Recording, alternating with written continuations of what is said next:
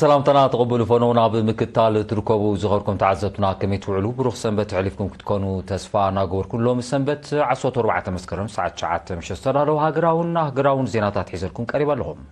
نمكتالكم بغبر زعد مسخاتكم زتصنح ميكا على حربوا فنماكم بكاد نتوتاتهم افلم ابن زوبا دكم حرم محدار كبابي هاداموت انتو اسراتن قرصتاتن ترخيبو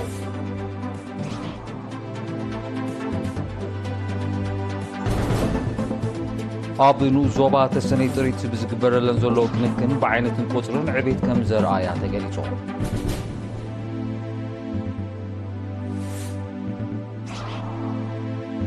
ميشلام هابرم تمهارو توصلوا كم زلو وكيل مينستر تمرتي غليصو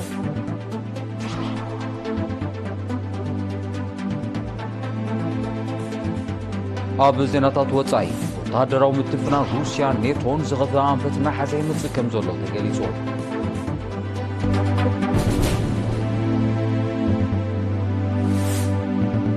امريكا انصار حتات هاغرو تكايرو وتهدروا تصابوتات تقارصو منግስት فنزويلا صوبيو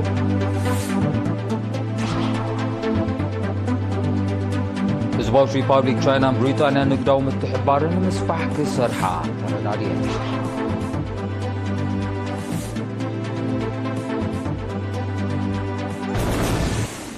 زرزر زينا ابن زوبا دكم حرم محدار كبابي هادامو بستقبر كوعتا حدشتن تاو اسراتن قرصتاتن ترخيبوم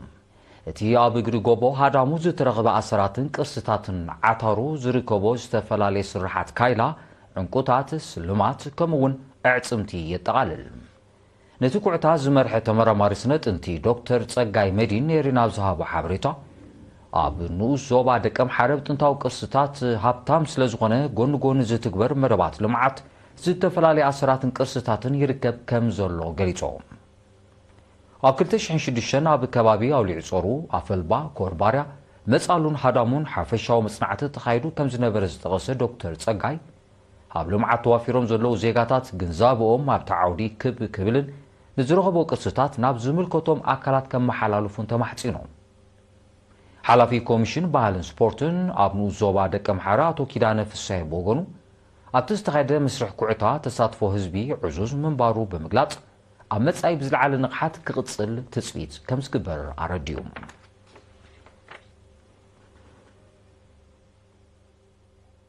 نابكال زينام سنسغرم ابنو زوبا تسني طريت بزغبرلن زلو كنكنن بعينتن قصرن عبيت كم زرآيا تغليصو وكيل رينا دنيا قبر مريم زلاخو زينا وصبصاب دانيت قبر هيوت كتقربيا ابن زوبا تسني طريت بزغبرلن زلو كنكن بقصرن عينتن صبو عبيت يريا كم زلوا حلفي احدو هبت انسسا اتو الياس مناسي غليصو اتن زوبا زبز حطري زركبو كم زخونه بمتقاس 97 شح كبتي 145 شح باقع 76 شح اطال لعلي 5 شح جمال كمون 7700 مزعنياتات بتقلالا استا 350 شح انسساتات كم زلوا ابريهو طريت አለና ኮይኑ ግን እቲ ሞጋሰ ፍኑ ስለዝኾነ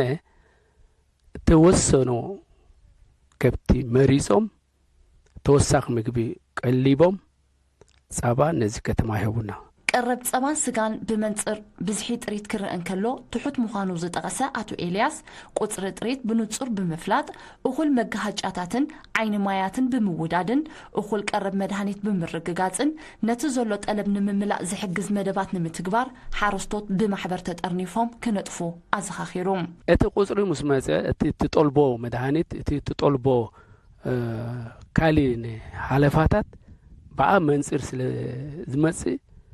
اتي حرسته نزي ترديو تقمناتو مخانو تگنزيبو اتزدلو كله امالي غلو اسون ترديو ازي قرب واتي حقنيا قصري كنغروخا ممحرين مغسغاسين افلطو محابيو ጥዕና ጥሪት ንምውሓስ ዝውሃብ ዘሎ ኣገልግሎታት ክታበት ከምቲ ዝድለ ውፅኢት ምእንቲ ክርከቦ ወነንቲ ጥሪት ብበዓል ሞያ ዘይተኣዘዘን ምንጩን ብቕዓቱን ዘይተረጋገፀን መድሃኒት ካብ ምጥቃም ክቁጠቡ ዘይንቡር ምልክታት ሕማማት ምስ ዝዕዘቡ ንቤት ፅሕፈት ሕርሻ ክሕብሩ ፀባ ይኹን ስጋ ናይ ዝሓመማ እንስሳታት ካብ ምብላዕ ክቁጠቡ ምስ ተኸትባውን እንተኾነ ቅድሚ 21 መዓልታት ፀብአን ይኹን ስግአን ኣብ ጥቕሚ ከይውዕል ኣቶ ኤልያስ ብተወሳኺ ተላብዩ ካብ ፈቕዶ ረኺቦም ገዚኦም መድሃኒት ክጥቀሙ ከም ዘይብሉ ንምንታይ ተፃውርነት ስለ ዝፈጥር ካብ ደገ ገዚኻ ምጥቃም ነቲ ሕማም የጋደዶ እምበር ስለ ዘየፋኮስ እዛ ሎባናት እዩ መድሃኒት ካብ ደገ ክወዙ ከም ዘይብሉ ወላ እንተደልዮም መፂኦም ተወኪሶም ነቲ ሓኪም በቲ ሓኪም ዝሃቦም መምርሒ እታ መድሃኒት ክጥቀሙ ከም ዘለዎ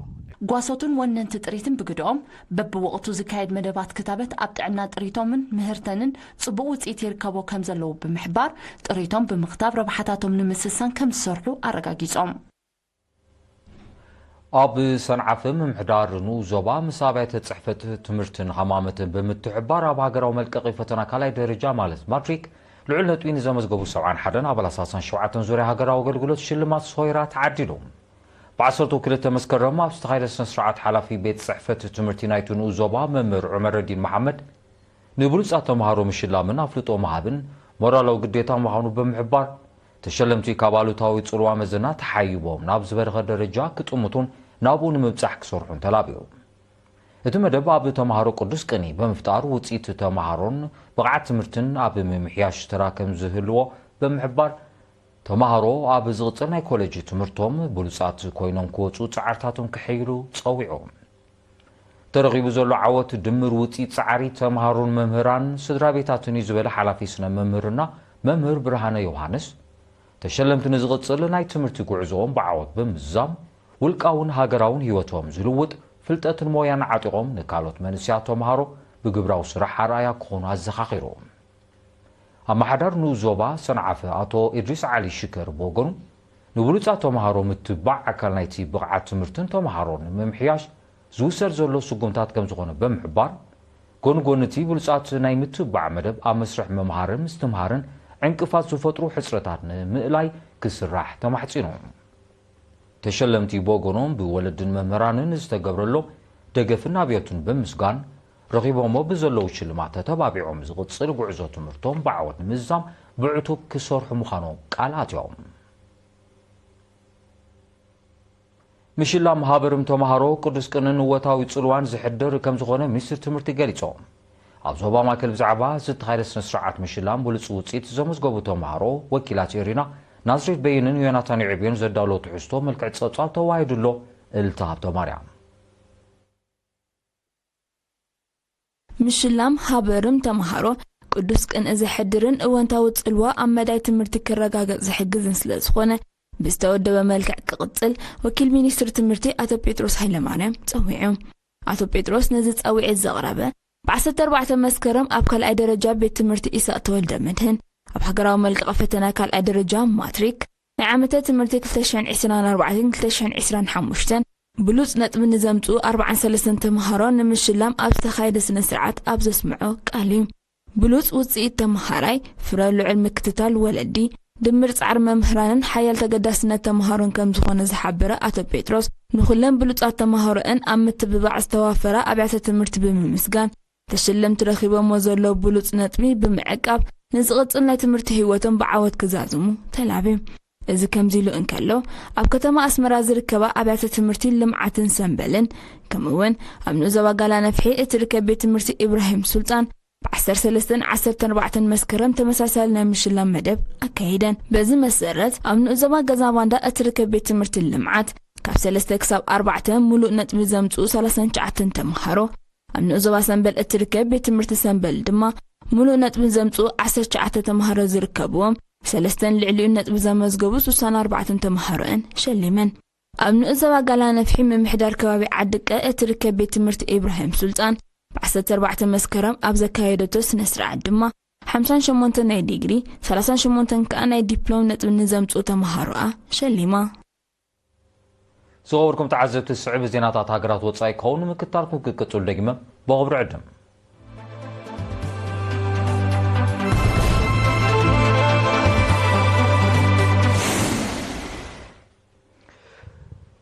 ዜናዊ መሰናዶ ኤርቲቪና ቀጽለ ይዝኹርኩም ተዓዘብቲ ስለምክታልኩም ማዚ መስግን ዜና ወጻኢ ወታደራዊ ምትፍናን ሩስያን ኪዳን ሰሜን አትላንቲክ ኔቶ ናብ ዝኸፍእ አንፈት ናሓዘይ መጽእ ከም ዘሎ ይቃልሕ ኣሎ እዚ ዝተገልጸ ኔቶ ንሩስያ መልእኽቲ ንምትሕላፍ ዝዓለመ ገዚፍ ወታደራዊ ልምምድ ኣብ ዝመጽእ ቀረባ መዓልታት ክካየድ ምዃኑ ድሕር ምግላጹ እዩ እቲ ልምምድ ፖላንድ ኣብ ዝሓለፈ ቀረባ መዓልታት ሩስያ ንክላ የራ ብምጥሓስ ሰብ ኣልቦ ነፈርቲ ከም ዘብረረት ድሕሪ ምኽሳሳ ይስዕብ ምህላው ናይ መልሲ ግብሪ ስጉምቲ ክኸውን ከም ዝኽእል እዩ ዝሕበር ዘሎ ንክሲ ፖላንድ ዝነፀገት ሩስያ እቲ ኪዳን ነቲ ተፈጢሩ ዘሎ ወጥሪ ንምኽራር ከም ምኽንያት ዘቕርቦ ዘሎ ጉዳይ ምዃኑ ኣብሪሃ ኣብዚ ሓድሽ ልምምድ ጀርመን ፈረንሳ ብሪጣንያ ዴንማርክን ዝርከበን ኣባላት ኪዳን ብርክት ዝበላ ነፈርቲ ኩናት ከም ዘሳትፋ ኣፍሊጠና ኣለዋ ሩስያ ወታደራዊ ዓቕማ ንምምዛንን ክመጻእ ዝኽእል ስጋት ምምካትን ዝዓለመ ወታደራዊ ልምምድ ምስ ቤላሩስ ተካይድ ከም ዘላ ዝፍለጥ እዩ ከም ኣካልቲ ልምምድ ብ13 መስከረም ልዕሊ ድምፂ ኩንጨፍ ዝኽእል ባላስቲክ ሚሳይል ዝዓጠቓ ነፈርቲ ኩናት ብክሊ ኣየር ኣርክቲካዊ ውቅያኖስ ከም ዘብረረ ተገሊጹ እዚ ሓድሽ ወታደራዊ ምዕባለታት ብሰንኪ ኩናት ዩክሬን ካብ 2022 ኣብ መንጎ ሩስያን ኔቶን ተኸሲቱ ንዘሎ ወጥሪ መሊሱ ከም ዘጋድዶ ተንተንቲ ዞባ ምብራቕ ኤውሮጳ የጠንቅቑ ምትፍናን ኔቶን ሩስያን ናብ ቀጥታዊ ወታደራዊ ረፅሚ ከም ምርሕ ተኽእሎ ከም ዘሎ ወታደራውያን ክኢላታት ክእምቱ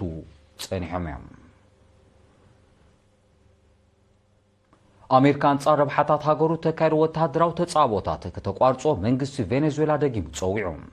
እቲ መንግስቲ ነዚ ጻውዒት ዘቕረበ ኣሜሪካ ኣብ ማያዊ ግዛኣት ሃገሩ ኣብ ምግፋፍ ዓሳ ንዝተዋፈረት ጃልብኡ ከም ዝሓዘት ብምኽሳስ እዩ እቲ ስጉምቲ ዘይሕጋውን ነቲ ኣብ ባሕሪ ካሪቢያን ተፈጢሩ ዘሎ ወታደራዊ ወጥሪ ዘጋድድን ምዃኑ ሚኒስትሪ ጉዳያት ወጻኢ ቬኔዙዌላ ወቒሱሎ ኣዘዝቲ ሓይሊ ባሕሪ ኣሜሪካ ግና እታ ጃልባ ኣብ ልዕሊ መራኸቢ ሃገሮም ተኽታኺ ንጥፈታት ከም ዘካየደት ብምሕባር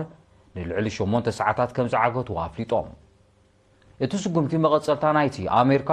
ኣብ ቬኔዙዌላ መንግስቲ ንምቕያር ተካይዶ ዘላ ወታደራዊ ምንቅስቓሳት ምዃኑ ዝገለጸ ፕረዚደንት ኒኮላስ ማዱሮ ሰራዊቱ ኣብ ዝለዓለ ተጠንቀቕ ክጸንሕ ኣዚዞም ኣሜሪካ ገበናት ምትሕላፍ ዕፀ ፋርስ ንምግታእ ብዝብል ምኽንያት ኣብ ባሕሪ ካሪቢያን ዓርሞሸሽ መራኽብ ኩናት ዝዓጠቐ ኣሃዱ ኣዋፊራ ከም ዘላ ይፍለጥ ቬኔዙዌላ እውን ልኡላውነታ ንምውሓስ ኣብቲ ከባቢ ገዚፍ ሰራዊት ኣዋፊራ ከም ዘላ ዝጠቐሱ ጸብጻባት እቲ ክስተት ኣብ ባሕሪ ካሪቢያን ጸጥታውን ወተሃደራውን ቅልውላው ኣኸቲሉ ከም ዘሎ የረድኡ ህዝባት ሪፐብሊክ ቻይና ብሪጣንያ ንግዳዊ ምትሕብባርን ንምስፋሕ ክሰርሓ ተረዳድየን ላዕሎ ሰመዚ ንግዲ ክልቲአን ሃገራት ማል 13 መስከረም ኣብ ከተማ ቤይጂን ኣብ ዘካይዶ ዝርብ ንግዳዊ ምልዋጥ ከም ንምባልን ወፍሪ ንምስፋሕን ኣብ ዝኽእል ስምዓት ከቲሞም እቲ ንግዳዊ ዝምድና ንክልቲአን ሃገራት ብማዕረብ ዘርብሕ መገዲ ከም ዝትግበር እቶም ሰመዚ ኣብቲ ኣጋጣሚ ተረዳድዮም ፕረዚደንት ቻይና ሺ ጂንፒንን ቀዳማይ ሚኒስትር ኬር ስታርመርን ኣብ መወዳእታ ዝሓለፈ ዓመት ኣብ ዘካይዶ ዝርብ ኣብ ምምዕባል ቁጠባ ዘተኮረ ስምዓት ከም ዝኸተሙ ጸብጻባት የረድኡ ቻይናን ብሪጣንያን ኣብ 2024 ኣስታት $100 ቢልዮን ዝግመት ንግዳዊ ምልዋጥ ከም ዘካየዳ ብምጥቃስ ኣብ ዝመጽእ ቀረባ ዓመታት ነታሃስ ብዕዝፊ ንምዕባዩ ከም ዝሰርሓ ሓቢረን ኣለዋ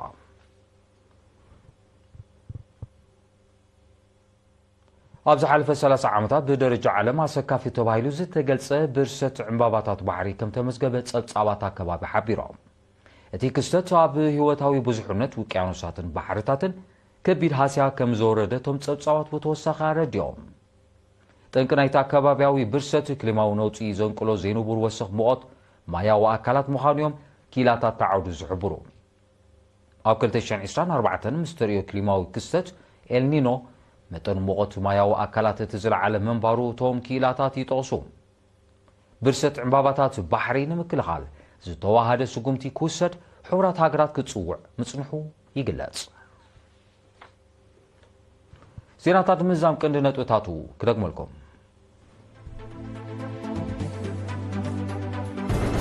ኣብ ዞባ ደቀ ምሓረ ምምሕዳር ከባቢ ሃዳሙ ጥንታዊ ኣሰራትን ቅርስታትን ተረኺቡ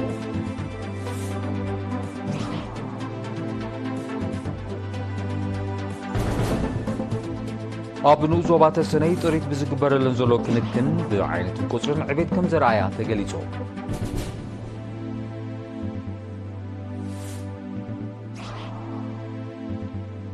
ምሽላም ሃበርም ተማሃሮ ወታው ጽልዋ ከም ዘለዎ ወኪል ሚኒስተር ትምህርቲ ገሊጹ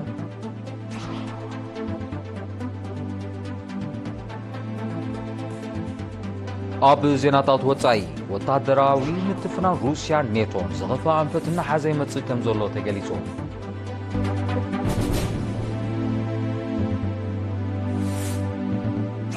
አሜሪካ አንጻር ረብሓታት ሃገሩ ተካይዶ ወታደራዊ ተጻቦታት ከተቋርጾ መንግስቲ ቬኔዙዌላ ጸዊዑ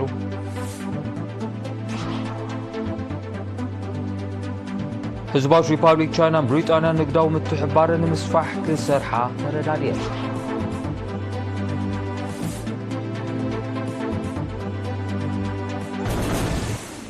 ዝغوركم تعزبت لهم شسترالو زينو مستنادو ابزي فصم سلمكتالكم مازي مسكن مسارحتو امير علي نتي اب كتما طوكيو جابان زكاير زلو عالماوي شامبيون اتلتيكس زدالو سبورتاوي تحسو كسعبي بوغنيغ